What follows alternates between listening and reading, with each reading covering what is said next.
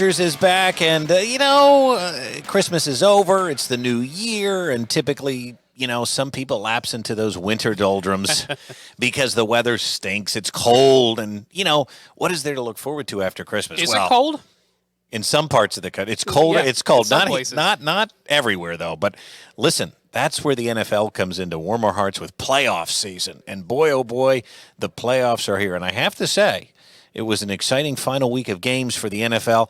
I'm Brett Thackeray. He's Dan Tomaso, and we are coming to you here again from the Digital Now Center with Weather Wagers. And Dan, it was an exciting final week. A lot of times these teams rest their guys, and the playoff scenarios are already determined. But not this year. That extra week, maybe it made a difference. I think it did make a difference. The question is, health of players, because there were a lot of guys out by the time we got to this final week.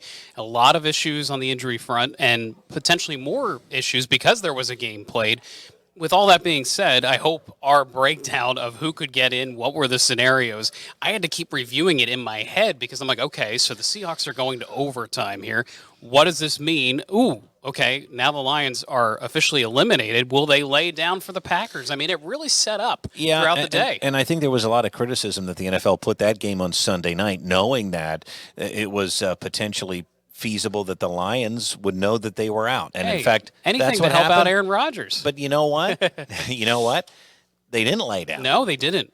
And they went into Green Bay and Lambeau, and they kicked some Packer butt. Now, listen, we didn't get it right, and I got to tell you, I don't think many did. As we have said from the beginning, this podcast is to talk about the weather and how it affects the Lions. We are going to give our picks. If you listen to them, that's your own fault, because we've never said spend your money, and we never will. No. Now we might spend ours, but if we do too, then that's at our own peril. Because I'll tell you what.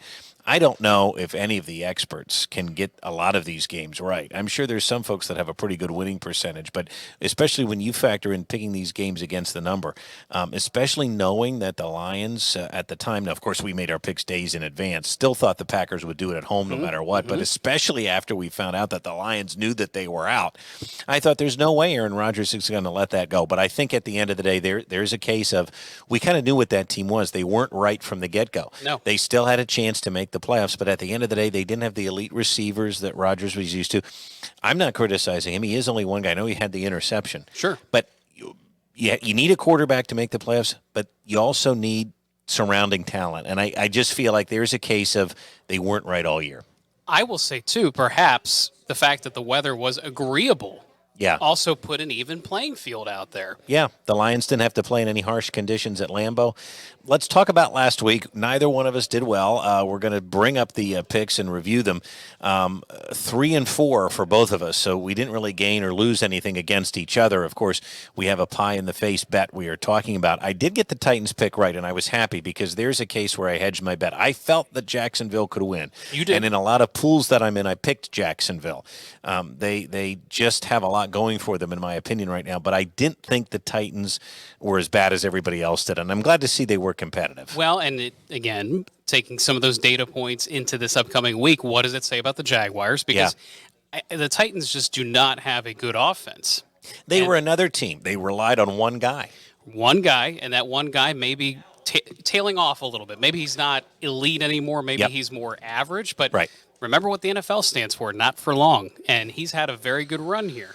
Yeah, he has. Mr. Derrick Henry we're talking about. Roll Tide. So, but the Titans, I don't think Vrabel's going anywhere. I don't think he should. I think he's a good coach. But I will say they need to restructure their roster. Right. I will say the GM, I think, came into this season a little overzealous on replacing A.J. Brown. Oh, we could just fill anybody into that role.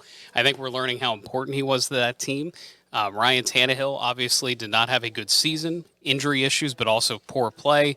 They need a lot to go forward, I think, and be a successful team. Otherwise, Vrabel will be out.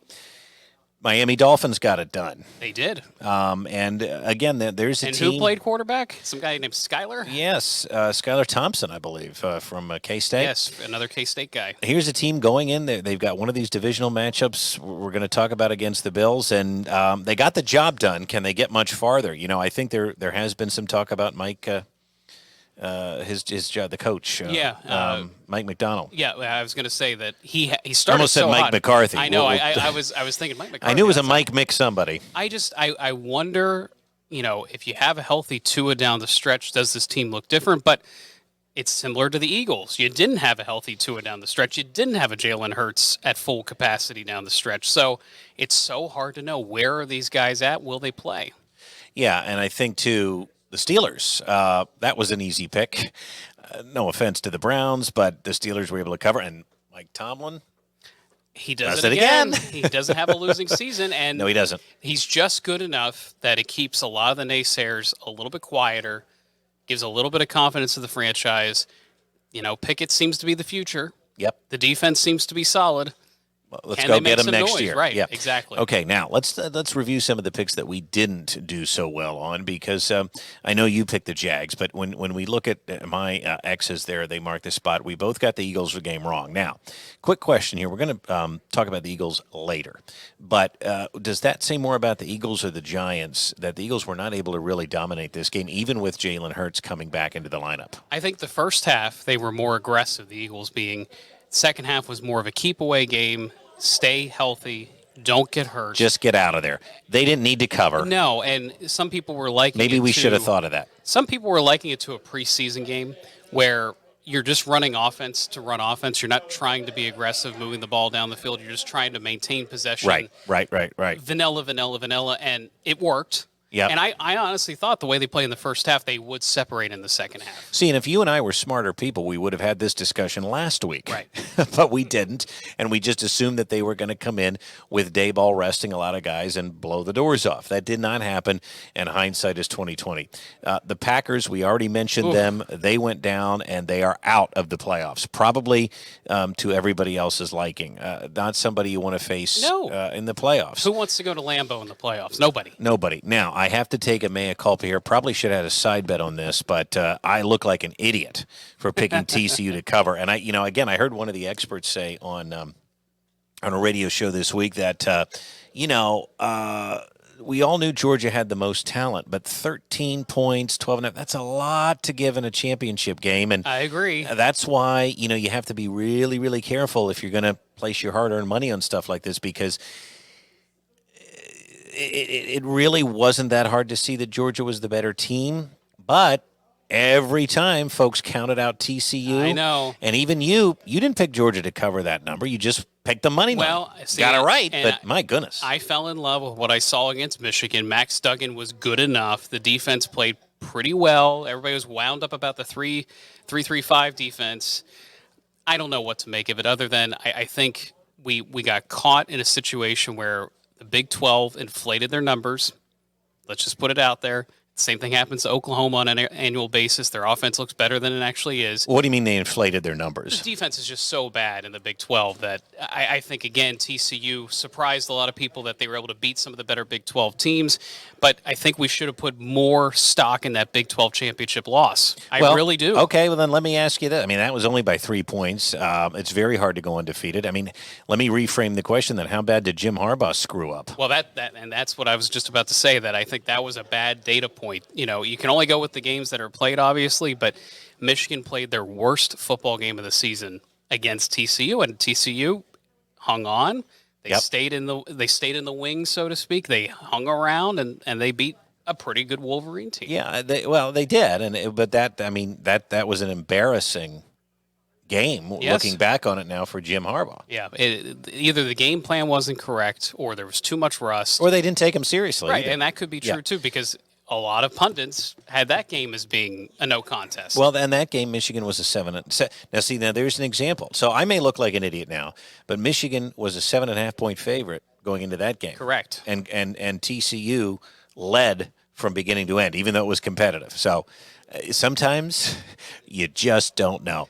Okay, the Cowboys. What happened there? They laid a total egg. The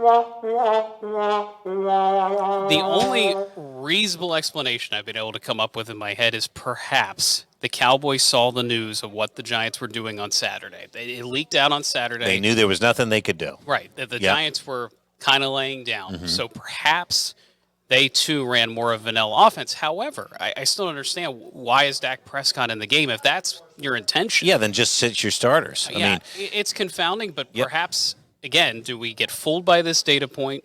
I will mention I am not a believer of the Cowboys in the playoffs, or is it just it was week 18, the season was already set, Eagles were going to win? It's so hard to know. It is. Now, the Seahawks, your last pick there, they didn't cover that They number. didn't cover, but it they're was in. a whale of a game. Yes, it was. They are in the Geno Smith era. The Geno Smith comeback tour lives on with Pete Carroll. Yep, and Pete chomping on that gum the whole way. And we're going to talk about McVay coming up, Yeah, too. it's a lot to digest there. Yeah, could they trade one Sean for another? That's the question Well, in that L.A. is a big question. I think it would be a mistake. I'll just put my thoughts out there immediately on that. Let's go to the overall record here, my friend. And, Yep, things are not trending well for either one of us in the win-loss column, but we remain close. Yeah, we remain close, but I hate seeing the fact that we aren't getting the job done when it comes to picking some of these numbers. Now, of course, I think most of the games, as we have said from the beginning of this podcast, you know where we are experts? In the weather. And a lot of the games that have had weather, we've done remarkably well. Probably should get a breakdown and go back and see how we've done on the weather games. If we're just picking an NFL game against the number, good luck. And that's where we have run into a problem, especially later in the season when our pot is focused on some of these pro games. But I'm 2 games back of you. I've got some time going into the playoffs to try and make that up because we are picking every game on this super wild card weekend. So let's talk about the national championship game. We'll back it up and give our quick thoughts on Georgia TCU here. I'm telling you, just a couple of questions to ponder here. Kirby Smart, 2 in a row, doing this with elite talent, but not everywhere. There were some 3-star guys on there. You look at Stetson Bennett. Is Kirby Smart the new Nick Saban? No. Flat no. And I will say it's because I got to see it again and again. The thing with Nick Saban that is so intriguing is he's stood the test of time in Alabama. It's been a run since I was in college, so going back to 08, 09. And who was relentless. Nick Saban's defensive coordinator then? Kirby Smart. Yeah. I mean, Nick Saban has won more national titles with Kirby Smart than without him. That's true. And now Kirby Smart has won 2 on his own. When's the last time Alabama's won a title? 2020. It could have been this year. It could have been, but it wasn't. But so I guess my overall point is this game was disappointing to me because I felt like and I hate to say this as a Penn State fan, but I think Alabama really got screwed in this whole deal. I think they were the 4th best team in the country. Sorry, TCU. But I would have loved to see an Alabama-Michigan game, and I would have loved to see Alabama-Georgia because when you look at the pure talent on the field, Alabama would have been the true test for Georgia in that stage. I agree, but Dan, there's a lot of nuance to this. Sure. And I think first of all, the 12 team system. Yeah, it's a flawed system. The 12-team playoff is going to help a lot with. It would flesh a lot of this out. But I also think that when you look at a team like Alabama, and I know there's always this debate, the 4 best or the 4 most deserving. If you're just going to take talent composites and say Alabama's the best team, then you know what? Don't even play the games. Because then you've got that last-second Tennessee loss. It doesn't mean anything. You've got the LSU loss. LSU is a 4-loss team. Okay, Alabama did not belong in the playoff when you lose to a 4-loss team. And may I remind you, it took them until the very last play of the game to beat a hapless Jimbo Fisher-led Texas A&M team. Yeah, they were certainly flawed. Alabama was flawed and lost 2 games and did not deserve to be in there, no matter what their talent level was like. And I think that for folks to say that Alabama would have done better, maybe they would, maybe they wouldn't have. I mean, Michigan was a pretty physical team. They may have been up for that game. And quite frankly, Alabama looked undisciplined all year, too. Yeah. They had a lot of penalties. I really don't think they had great coordinators.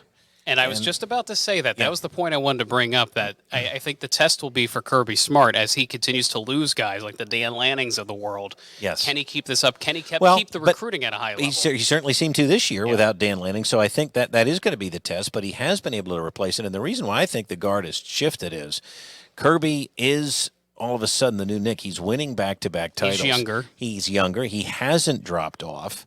The recruiting is still there. He's doing it the way Nick Saban did it. Great defense. Not a star quarterback, but the quarterback's coming in and getting the job done, looking like a star, and nothing ever seems to fall off. So it's going to be very interesting. Here's what college football has to do, though. Let's look ahead to next season. Yep, let's talk about it. Okay. I want Mr. Shiner, if you could, and we're going to bring him in a second, but I want you to look up Georgia's schedule next season. I'm going to have We him. were just doing this yesterday. Going to have him read this for a second. But before we do that, we can't have this sport has to do something to recognize its championship game. There is a lot of people that forgot the game was even on Monday. Well, it loses steam, in my opinion. Because after New Year's, most people have in their mind that it's over, and then the NFL just full steam ahead. Correct. So the sport has to do a better job of promoting its title game, and then you can't have a title game where it's 65-7. Now, let's not pretend that it was a bad product. Yeah, it was a bad product. Let's not pretend every Super Bowl game is great. Correct. Because it's not. But you most live up to it. You cannot have a 65-7 national title game. No, and that's why I think, again, the 4-team playoff has a lot of holes. This year, I think, certainly proved one of them, and that is if you do get a surprise team, it can really bite the product. All right, Dave, let's read off Georgia's schedule for next year if they want to try to three-peat, please. All right, so we start with an opening game September 2nd with UT Martin. Killer powerhouse there. Then we go against Ball State at home. Well, Yes, Penn State had to face them. Okay, then South Carolina. Not Okay. a bad test on week 3. That may be actually one of the better games if the Shane train keeps it going. And then a Trent Dilfer-led UAB. Yeah, okay. I'm Okay. still waiting to hear a nice All at home so out-of-conference game. far. Okay, now we go at Auburn. Okay, so you got that. Keep now. Hugh Freeze is there. Yep, could be a whole different ball game. No offense I'm to not seeing any team that matches Georgia, but there could be a couple of interesting games there in South Carolina and Auburn. Okay, moving on. Okay, then Kentucky with a new quarterback, obviously, with Levis going. They'll be fine there. Mark Stoops. A bye week at Vanderbilt. Yeah. And then Hey, an actual. I mean, I'm still waiting here. Yeah. Then an actual bye week. Okay. Then Okay. we're in Jacksonville versus Florida. Yeah, Yep. they have a long way to go. They do. Florida. Yep. Missouri at home. Long Okay. way to go. Yeah. Old Miss at home. Okay. Yeah. Okay, Well, the Lane train. Lane tanked at the end of the year. I'm not. I mean, I can't give any credit there. All right. Still now, waiting. Now you're going on the road to Tennessee. Rocky Top. You never know. What's See the if date? they What's the see- date on that game? That is November 18th. So that's That- probably going to be their toughest game up to that point. Maybe Auburn. that's Is pretty- Auburn? You said was at home. That's No. Yeah, Auburn is at Auburn. Yeah, it's at Jordan Auburn Hare. is home. Yes. Okay. And then Okay. they finish up with at Georgia Tech. Okay, so that schedule's a bit of a Womp womp. joke. Yeah. And for everybody that wants to make fun of Michigan and Ohio State not playing a great schedule, That's a bad one. that's a bad schedule. I'll give them South Carolina, although I think they would win that on paper. At Auburn, at Tennessee. It's a 2-game schedule, and I'm giving Hugh Freeze all the credit here. I mean, Auburn may not be So- very good again. Here's the question then. Is their hardest game waiting in the SEC championship? Yes, and that's assuming that Alabama can get there Right. or a decent LSU team. You don't know who's going to come out of the West. So I'm just saying it's very possible. Now, we don't know exactly what's going to happen with Georgia's quarterback situation. Well, they could get a transfer. There's rumors about that it could be anyone and their brother transferring in there, especially with a natty. Yeah, why wouldn't you want to? I mean, you could win a national title sleepwalking through that schedule. Okay, Shiner, we're going to bring you back on in a couple of minutes to talk Eagles. That just tells you all you need to know about the So could Georgia it be a three-peat? I think it's possible. Now, speaking of the transfer portal and the NIL, can this be a neutralizer, or did we see the effect coming in with some of these teams are still recruiting really well out of high school. I mean, Georgia's not just going into the portal and getting teams. We've seen teams do that, like Mel Tucker and Michigan State. Didn't work this year. Correct. Now we've seen Dabo totally ignore it. That's not working either. I think there's Where got does to be that a leave us? balance. I think it in some cases it can be a quick rebuild. Now, from what I understand, TCU did have some transfers in, but it was mostly the Gary Patterson squad. It was. with Sonny Dykes. Sonny Dykes filled it out nicely, Right. but he came in there and in his first year turned things around. I mean, it is about coaching too, but I mean, this stuff isn't going anywhere. No, and Mel Tucker proved too that you can put together a good team of transfer, running backs, For at least a year. specialty players, right? you And then need and then they sustained graduate, success. and that's Yeah. I think that's the hard part because what is facing coaches now is you're recruiting high school students. Yep. You're recruiting in the transfer portal, and you're recruiting your own kids to stay. And by the way, James Franklin may be right at the top of that so far this year. Right now, I think he is trending up in both keeping his guys. We've gotten a lot of returns coming in, but we're also still kind of poking around the portal for a few wideouts. Well, and so let's talk about that briefly, and then we're going to have a larger conversation here about Penn State. We've got a little time to do it before we get back into this week's picks, but wide receiver, you get a guy in like Mitchell Tinsley. He was able to make a big difference in the lineup this year, but now he's gone. 500 yards. One and done almost, essentially. And for him, it worked out. He was able to put some stuff on tape. For Penn State, it worked out. He had a good Rose Bowl game.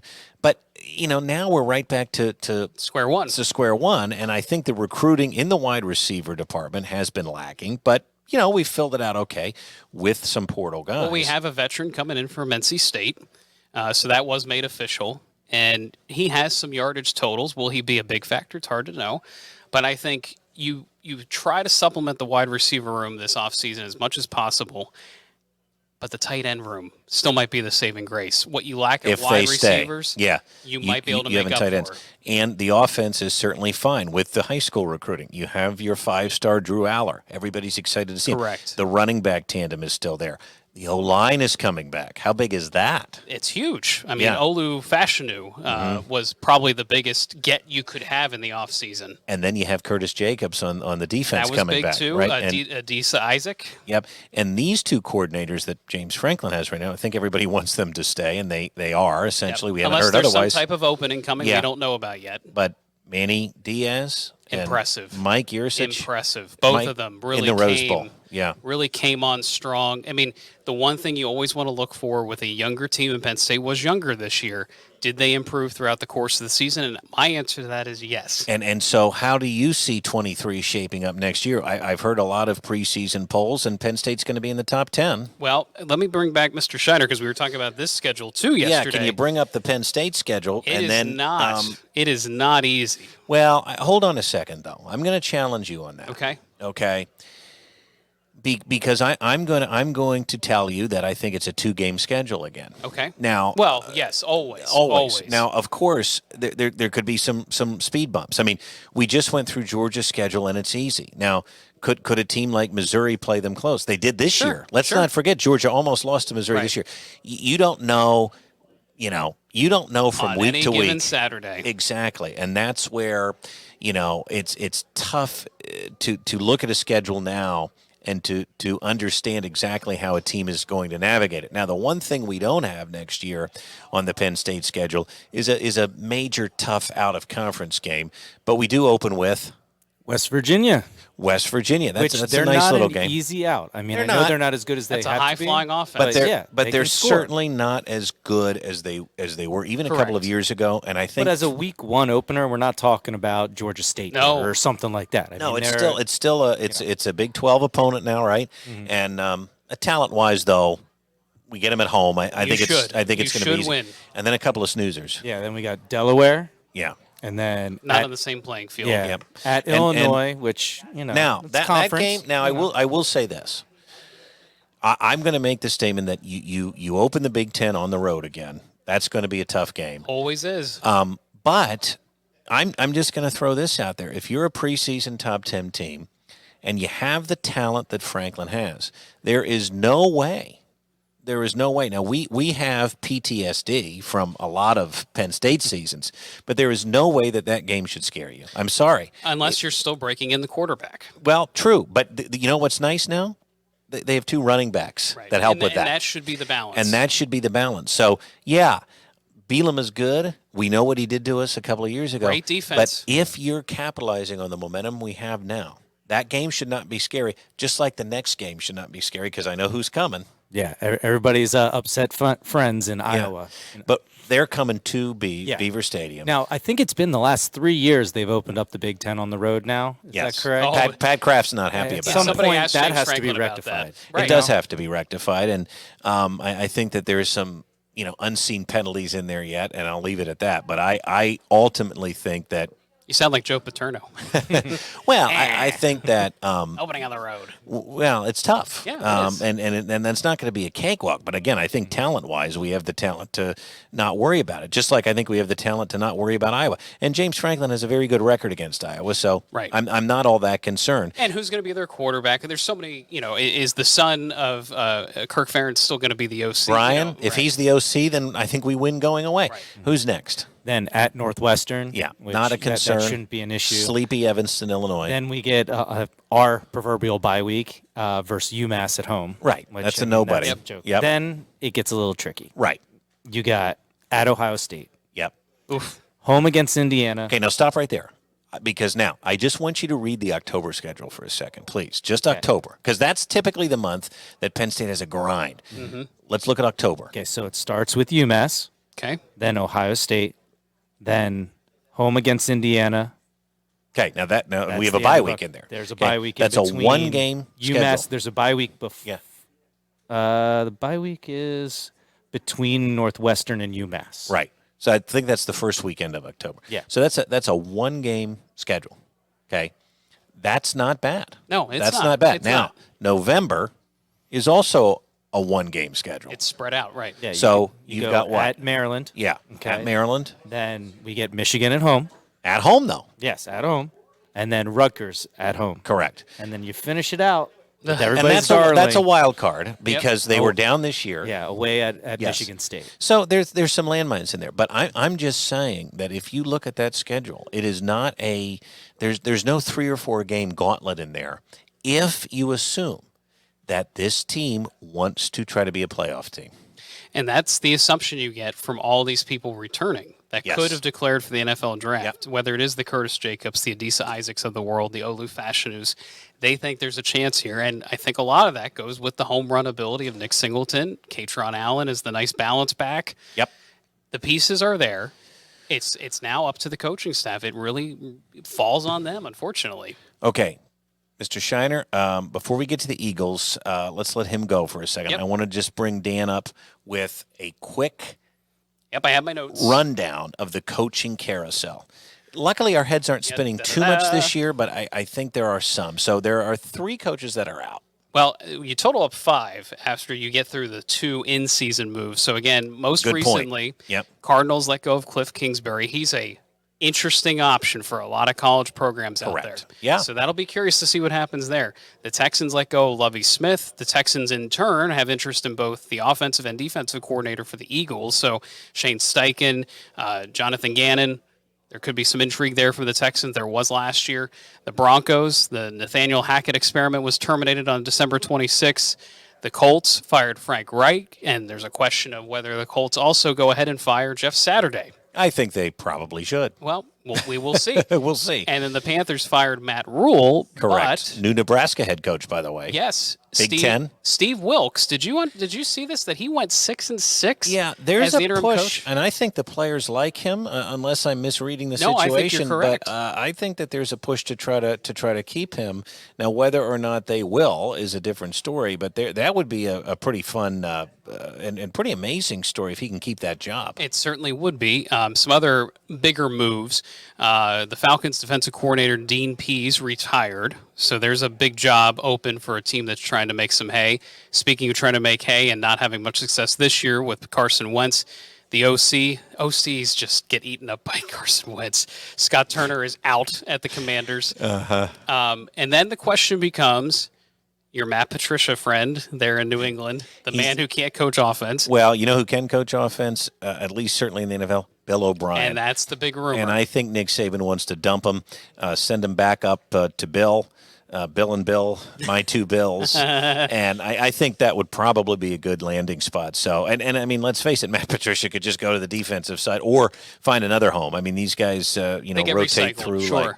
like recycling. Another one to pay attention to, no decision yet, the Cleveland Browns and Mr. Stefanski. Yeah, I think he'll probably be back, but again, no decision there yet. For Steelers fans, they want to know about Matt Canada. So far, he appears to be safe, but again, another one on the teetering kind of what happens here. I don't know why you would want Matt Canada. Sorry. It doesn't make sense to me. No. Matt LaFleur, there's rumors that Hackett, who got fired From the Broncos, yeah. could come back in some capacity, possibly as the play caller for the Packers, which is that a play to keep Aaron Rodgers because they have a good relationship from all accounts. Jeff Saturday apparently did not take much of a accountability responsibility for going 1-7. Yeah, that's rough. But again, 1-7. he had never been a coach. And, you heard Bill Cowher's take on that. He was offended that they even brought him in. I think, there's a lot of interesting jobs out there. And where are these folks going to go to get their next hire? I mean, that's the question. Are they going to go for the hot OC or DC? Are they going to bring in the recycled coach? Will somebody hire Lovie Smith again? And will somebody hire Eric Bieniemy? I think they year. should. See, yeah, I think they should too. I mean, he could get a big job this year. He would be really one heck of a coach. So we will wait and see. And by the way, we may not be done yet. I mean, there could be some playoff coaches that could fire, depending on how this weekend goes. And right? so I wanted to bring that up. So Dallas, we're going to talk a lot about in a few minutes. What happens to Mr. Mike McCarthy if Dallas lays an egg? So far, they say he's safe, but that could be the kiss of death. Well, it might be. I think he's probably safe since he's in. Let's talk about the Eagles, though. Enough about the coach. Oh, one more coaching thing. Actually, you hear that? Do you hear that, guys? What's that? Vroom, vroom, vroom. Oh, how could I forget? Vroom, vroom. You're talking about Mr. Bobby Petrino. Bobby Petrino, Mr. Motorcycle, is back in the SEC. You talk about a match made in heaven, him and Jimbo Fisher, or is it made in... I don't know. HE double hockey stick. Yeah, I'm very curious to see because this is assuming Jimbo gives up play calling. Well, I think I think this was the desperation move to say he has to give up play calling. He's a hostage. Bobby Petrino is coming in to call plays and to do donuts in the Texas A&M Do you know facility who I feel parking bad lot. For? I feel bad for the Texas A&M human resources and compliance people because I think there might be some busy activity around the football team in the coming months. Yeah, but I want to be in those meetings. I want an HBO show, reality. I want to be in the offensive meetings because what's going to happen. Something's going to go wrong next year, and Petrino's going to throw his papers, and Jimbo's going to throw his reading glasses. This could get interesting. I mean, that is a show I want to watch. Do you think there's any possibility if Jimbo goes off the rails 3-4 weeks in, is Bobby the head coach? Yes, and I want to see it. Oh, I want to see it. Vroom, vroom. I'm telling you.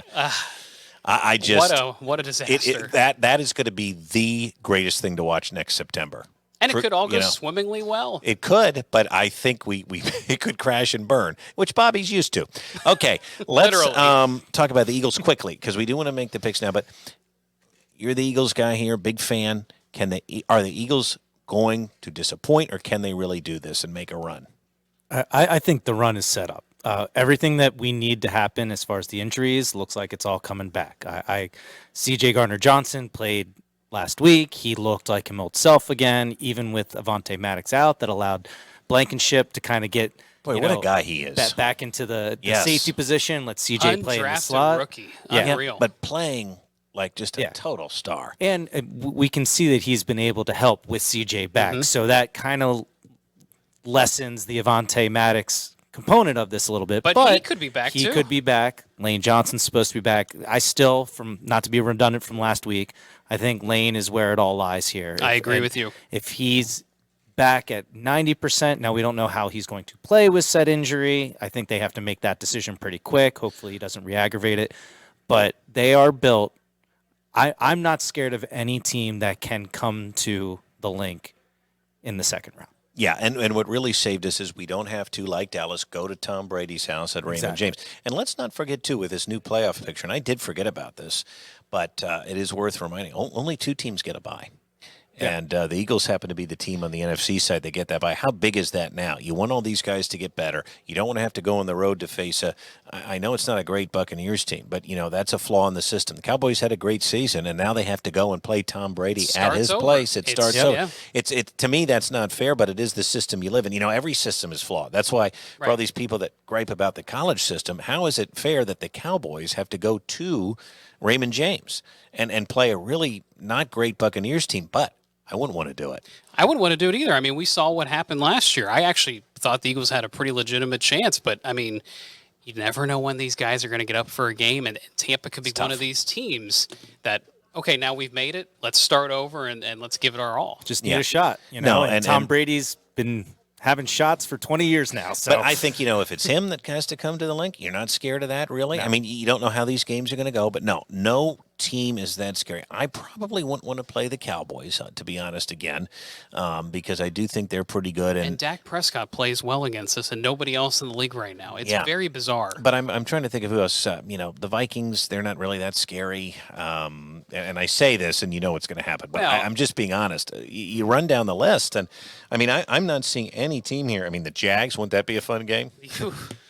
well, look at the quarterbacks that are all in the NFC right now too. Right. I had a You know? stat Yep. here, and Yep. this, as Eagles fans, we're a little bit too close to the situation.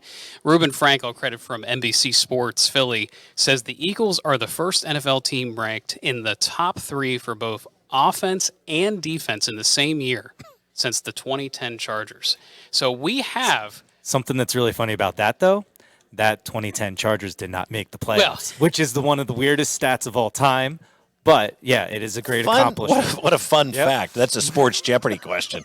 But can you? I mean, again, can you remember a time where they're this primed on offense and defense? I can't. No, Going back to the Andy Reid teams, 2004, there were always I think, flaws. Yeah. was the last time that the offense and the defense were comparable levels. Yes, and of You know, course and we that was did the a Jim great run. Johnson-led defense. Yeah. Then, And but I told you guys this early on, October. When you watch the team, you're not nervous. You just they're going to get it done. Even when Jalen came back, and this week it was touch and go with the Giants. Okay, we've got to pick these games. Yep. We've got to get to the weather. Cue us up, Shiner. Games of the week. Did we want to? Can we? We'll go back one slide here. I just Yeah. want to mention, I want to show the map because this is important. This big front's coming through. big front coming through Thursday into Friday. That doesn't affect the games yet, but moving into Saturday, it does turn colder, and there's lake effect going on. Yeah, and also let's not forget about what's happening out west on Saturday. Another storm Another coming in. storm. And who is to play there? The Seahawks and Yep. the 49ers. And I guess they're kind of used to it in the past weeks, but it's going to be cold in the Northeast, colder in the Northeast, and very wet and damp in the West, and not a whole lot going on in the center part of the country. 5 of the 6 games do have weather with them, and we're going to get into that. But this West Coast jet has been very active.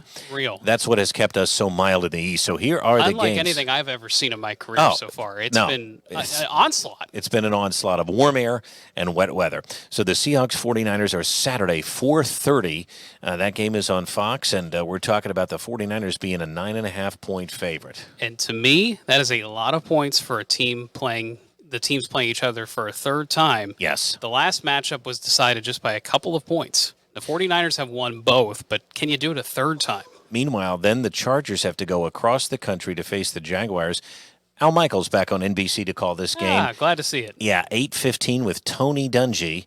They're in the booth for this game, and Doug Peterson gets his home playoff game. Love it. I love it. And the other thing I love about this is keep in mind the Jags took care of business in San Diego in the beginning of the season. It was one of the early upset specials that probably should have tipped us off. This season's going to be weird. But who's favored in this game? I know. It's the Chargers. So It's just- go figure. Here Follow we the go. money. Then you've got a divisional matchup, Dolphins and Bills. Bills favored by 9. Not a surprise, especially because of who's playing quarterback for Miami. Well, that's the thing. I mean, apparently Tua wants to play from some of the reports. Will they let him play is the question. He's had a very rough year of injuries, being knocked out of games.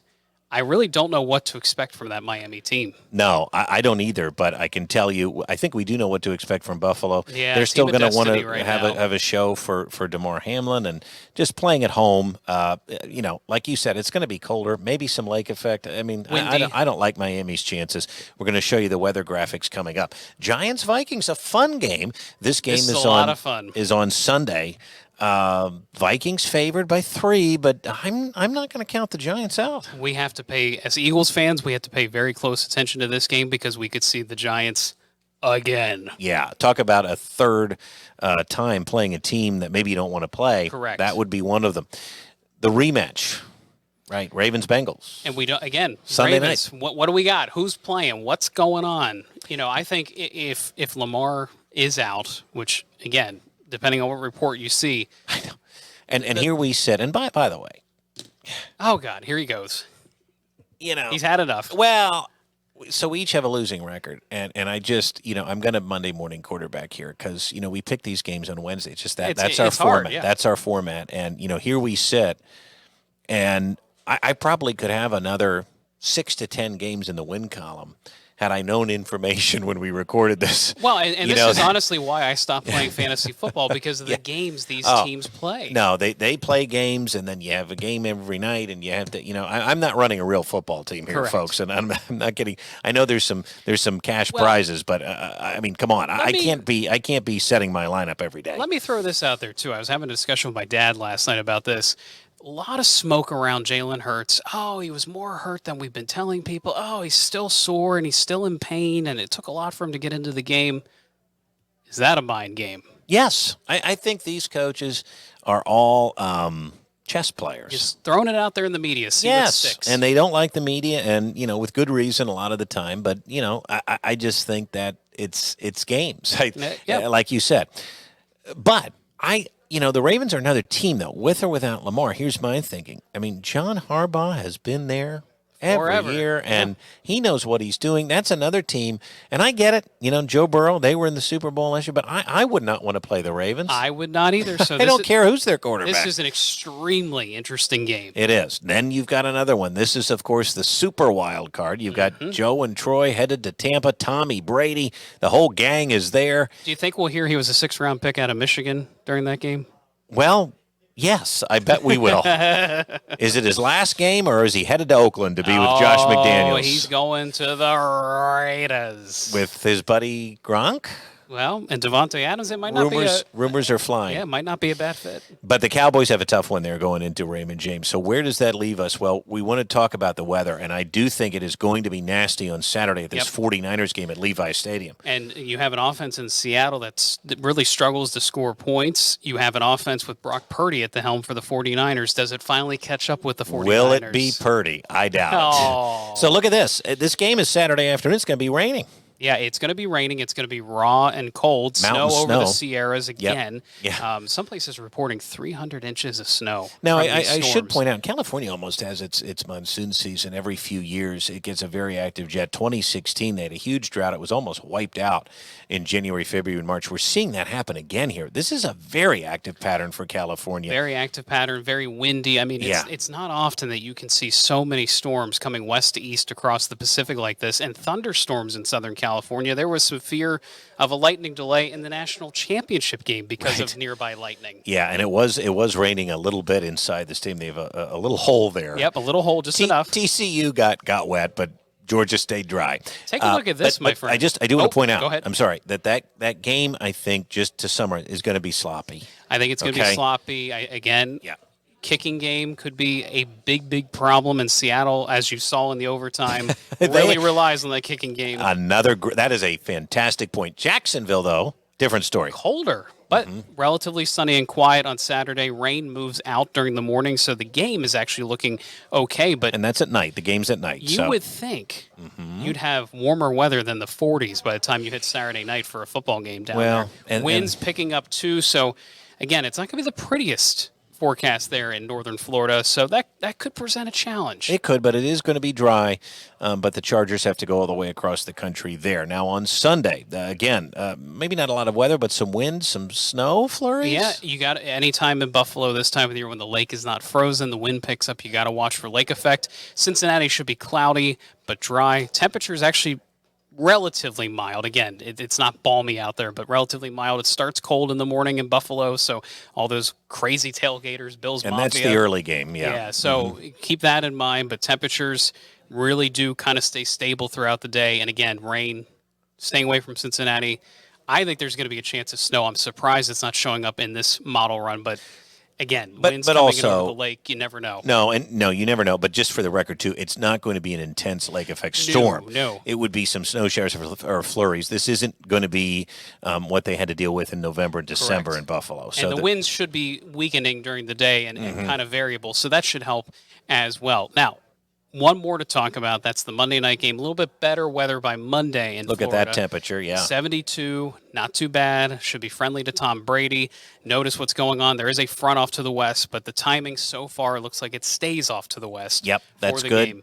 And the boys are headed to town there. Wind speeds, any issues with kicking? Doesn't look that way. I think this will probably be the easiest of all the games here over the next in stretch terms of weather for week one of the playoffs. Monday night, not too bad. So that's good news. Okay, it is time. Final picks. Yep. Final picks, really our only picks. No under the radar, no best bets, no dandies this week because we're picking them all. So Seahawks and 49ers, what's the weather going to be? Rainy, wet. And what did Seattle struggle with last week? Scoring points. Okay. So you like the under. I'm going to take the under here. It is a low number to begin with, but give me the under 42.5. I just find that the 49ers will find a way. For some reason, I've pictured this throughout the season. I see an NFC Championship game, 49ers, Eagles. Well, that would be a throwback in many good ways, Yes. but we would take it. Chargers going across the country to Jacksonville. And we both like the Jags. Did we just jinx them? Well, listen, the Chargers are favored. I just don't get it. Maybe they know something we don't know. Maybe Justin Herbert's the next magic man to make a run in the playoffs. But there's something with that team that I just don't like. Me too. And I would give me Doug Peterson and a good quarterback. And imagine if the Eagles would have hired Staley as their coach. I think we'd be in a much different circumstance, and he was a finalist from all accounts. 100%. So, again, funny how fate works out. Dolphins and Bills, we both like the Bills. I'm going to take the Bills money line here. I want to make sure they're firing on all cylinders. I'm not so sure, but you say no problem, give you the Bills. And it's only because of Tua. If I knew Tua was playing, I might be more in your camp, but I see that team struggling to put up points. Could be right. Okay, then we move into Sunday and Monday, Giants and Vikings. I'm going to take the Vikings at home here. Okay. I don't think 3's that big of a number. I do like the Giants. This is one of those that really could be a coin flip for me, but I'm going to take the Vikings. I think they're good enough to get it done. Out of all the games here this weekend, I thought this was the quote-unquote pick'em. I think the Giants, despite playing their backups against the Eagles, they seem to be peaking at the right time this season. Daniel Jones is tougher than people think. Saquon Barkley could go off. It's their opportunity. They haven't been in the dance for a while. You're right, and they would love to be. And they got to face Kirk Cousins. How long do you think it takes for Kirk to throw a dumb pick? Well, and listen, I've told you this before. I like Brian Daboll. You want me to change that pick? You're starting to talk me into it. No, I don't know. I'm going to stick with the Vikings. I could be totally wrong. They could get beat by 21. The number of the Ravens-Bengals game, and apology, it is 7 as of now when we're recording this on Wednesday. So I'm going to take the Ravens plus 7. You're going to take the Bengals to cover the 7. I think so because, again, I don't know what Ravens team is going to show up. I think that's a big factor, and I would not want to face the Bengals right now. I mean, the team really turned around their season after a slow start. Yeah, and the Ravens have to be on the road. I'm going to take a gamble here and still say 7's a big number in a playoff game against the Ravens, who still have a pretty good defense. We'll see. And I see what we're both doing here. Yeah. Listen. Tell me. This just comes down to, so I have a guy, and you've heard me mention it before, Rusty. Yep. Rusty's a huge Buccaneers fan. He said, we're going to get it done. We're going to get it done. Cowboys seem like something's off. I really wanted to pick the Cowboys here because is that the theme in Dallas? Something's off. I think the Cowboys are good. I really do. But am I going to pick? We got our Cowboys. We have our Cowboys fan over here that he's not so sure. Maybe he doesn't want me to jinx him. Don't worry, I'm taking the Bucs because I'm not going to pick against Tom Brady at home in the playoffs. I'm not either. It's like picking against Nick Saban. It's very hard to do. Yeah, and by the way, Nick Saban is 70. I don't care if Tom Brady was 70. I wouldn't pick against him. He might still be out there at 70. I am not going to do it. So that in and of itself is our super wild card weekend. You want to show the review? Well, no, I was just going to ask you one question. Yes. If the Buccaneers find a way to win and it's because of a coaching blunder, what happens to Mike McCarthy? How old is Jerry? He's got to be pushing 80. Shiner, can we get a what's Jerry's schedule look like? I think we'd be afraid to know. There's a lot of time on the yacht, I think. Yeah. Listen, I think he's done. I think he's done too. Even though he kind of got the old reassurance that things are going to be okay. I think it could be the end. He is the young age of 80 years old. Wow. Yeah, so he did hit 80. And again, it's time time's to win. Time's ticking for Jerry. So, okay, final graphic here, and you could see the differences as we show you. Listen, we're similar on a lot of them, but I am going to take the under in the Seahawks 49ers game. You're going to take the 49ers. We both like Doug Peterson. We both like Doug. Doug better get it done. His team is the underdog. He likes that role, by the way, even if Sure it is does. a 1.5-point Yeah, dog. but he's got the quarterback. We like the Bills, We like, yeah. but I like the Giants. You like the Vikings. Yeah, and by the way, I'm taking Bills money line there. So Okay, just to be, gotcha. we both like them, but you're going to take them to cover. I know that says Bills -9. They are a 9-point favorite, but I'm just going to take them to win. And then I'm going to take the Ravens +7 I will take the Bengals, Joe Burrow, and I believe at home. at home. I Yep. think they could easily be even over the Bills. I think they're the biggest challenger to the Chiefs in my mind. And then we're both on the Bucks. I'll take them to cover. You're going to just take them to sneak in a win, and that is fine. Where does that leave us in terms of everybody else? We want you to send us emails. Let us know. weatherwagers@gmail.com. If you want to contact us, ask us anything, you can find us on Facebook, meteorologist Brett Thacker and meteorologist Dan Tomaso. There we are. Twitter and Instagram as well. As always, our thanks to Dave Shiner for being our schedule guy today There and he is. talking a little Eagles. Dave, thanks for coming along, Always. being our audio engineer and just an all-around fun guy to chat with. Thank you to all of you for listening. And Dan, it is Super Wild Card Weekend. It is Super Wild Card Weekend. It's a nice weekend that Eagles fans can relax, enjoy the games, enjoy the action, everybody. Have a good one.